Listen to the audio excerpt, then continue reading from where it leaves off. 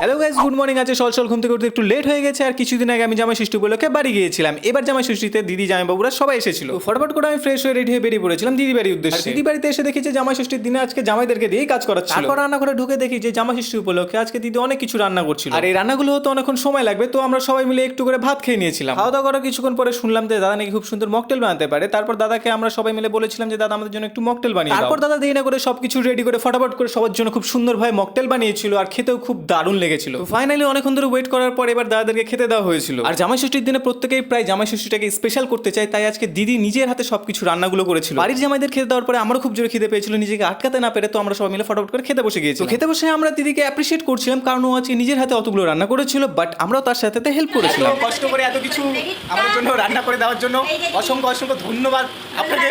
হ্যাঁ, আর রান্নাগুলো টেস্টিও হয়েছে। খাওয়া দাওয়া শেষ করে তারপর রুমা দিয়ে এতগুলো বাসনপত্র মেজে দিয়েছিল। আর জামাই ষষ্ঠীর পর দিন আমরা সবাই মিলে ঘুরতে বেরিয়েছিলাম, আর যা গরম পড়েছিল, আর এই গরমের মধ্যে আমরা খেয়েছিলাম মোমো। আর এই গরমের মধ্যে সবাই মোমো খেতে খেতে ঘেমে গিয়েছিল, আর মোমো খেয়ে সবার অবস্থাটা কি হয়েছিল একবার দেখো। কিন্তু মোমো লাভাটা এরকমই হয়, যতই গরম পড়ে যাক না কেন মোমো তাদেরকে খেতেই হবে। তারপর বাড়িতে এসে দাদা আমাদের জন্য মকটেল বানিয়েছিল, আর এই গরমে ঠান্ডা ঠান্ডা মকটেল খেয়ে আমার তো প্রাণ সব জুড়িয়ে গিয়েছিল। আর এই জামাই ষষ্ঠী স্পেশালি সব থেকে আমার বেশি যেটা ভালো লেগেছিল যে দাদার জন্য অনেক ধরনের মকটেল খেতে পেরেছিলাম, আর মকটেলগুলো খেতে দারুণ ছিল। তো দাদা আমাদের জন্য অনেক ভালোবেসে মকটেলগুলো বানিয়েছিল, আমাদেরও খেতে ভালো লেগেছিল। আর তোমাদের ভিডিওটি ভালো লাগলে অবশ্যই লাইক করে দিও।